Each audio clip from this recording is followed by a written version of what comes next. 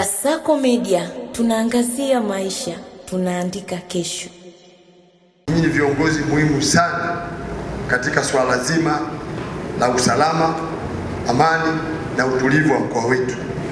Kila mtu ana wajibu.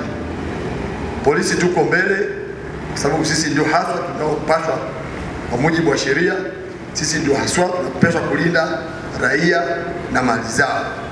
Lakini katiba ya nchi yetu inamtaka kila mmoja wetu kuwa mlinzi wa maisha yake binafsi, maisha ya mwenzake, wa mali zake na za mtu mwingine na za serikali.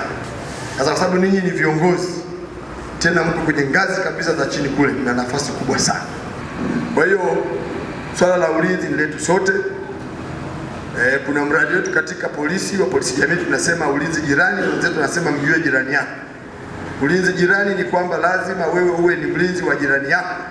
Unapomfahamu jirani yako utakuwa mlinzi, lakini pia unapoondoka kwenye maeneo yetu haya ni vema ukamjulisha jirani yako kwamba hutakuwepo, utakwenda shamba au kwenye kazi, tujulishane. Kwa kufanya hivyo tutakuwa aware na vitu vinavyoendelea. Kwa hiyo mimi nawategemea sana kwa sababu ninyi kule mna watu, kwa bahati nzuri na mheshimiwa madiwani wako hapa, watendaji, wenye viti, mna watu mpaka kule chini. Na kwa bahati nzuri pia katika kila kata tuna askari kata, wako wakaguzi na askari wa kawaida. Tutumie askari wao kutoa taarifa zetu, maana bila amani na usalama basi hata shughuli za kimaendeleo tunazoziona hazitaweza kufanyika. Kwa hiyo tuombe na wale ambao tunaona wanashawishi ndivyo sivyo, taarifa zije mapema tuweze kuchukua hatua stahiki kwa hao ambao wanatoa taarifa ambazo hizo sizo.